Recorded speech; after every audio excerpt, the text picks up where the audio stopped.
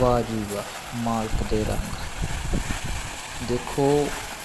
इत्थे तो मच्छी ने 150 फुट तो पानी तां लिया ते इत्थे मछली पानी तां जाती सारी डिलीवरी तारा समेत सने मच्छी बाहर प्रेशर पानी का देखो दोस्तों। मालक दे रंग की कारण हो सकता है दोस्तों।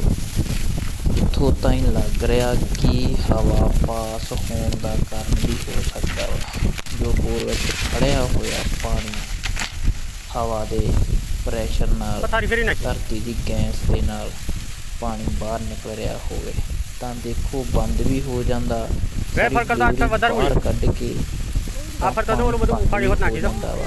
ਕਾਰਨ ਇਹ ਹੋ ਸਕਦਾ ਕਿ ਧਰਤੀ ਦੀ ਹਵਾ ਪਾਸ ਹੋਣ ਦਾ ਕਾਰਨ ਹੋ ਸਕਦਾ। ਬਾਕੀ ਮਾਲਕ ਦੇ ਰੰਗਾ ਦੋਸਤੋ ਤੁਸੀਂ ਵੀਡੀਓ ਦੇ ਵਿੱਚ ਦੇਖ ਹੀ ਰਹੇ ਹੋ। ਦੇਖੋ ਪ੍ਰੈਸ਼ਰ ਕੱਢਦਾ ਜਿਹੜਾ ਡਿਲੀਵਰੀ ਕੱਢ ਕੇ ਸਾਰੀ ਬਾਹਰ ਮਾਰੀ।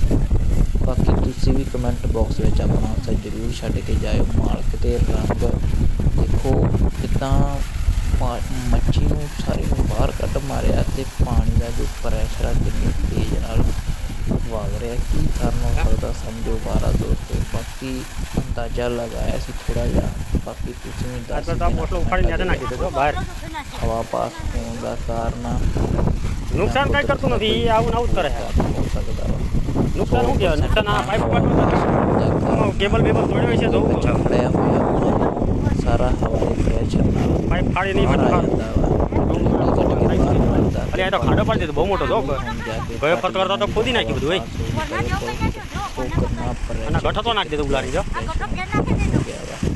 બાકી દોસ્તો કમેન્ટ આવે છે મોટર में વધારે ઊંચી ઉડી અને તેરંગા પાણી બહુ લાગે सारी बाहर कड्डी पई सी तो मच्छी ई तो गई पता पड़ते ये मत पड़ी हवा ना करो सीधું હવે પણ તમે સીધું કરવાનું આ બંધ થાય બધું પછી થાય એક ખર્ચ મળતું નથી બીજું ખર્ચ ઊભું કરી આલે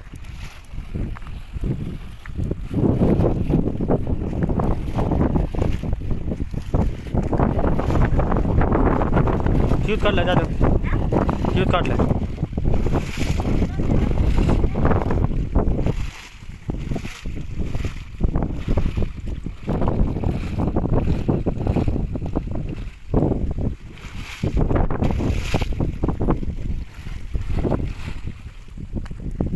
आज फिर खाड़ा पड़ देते पूरा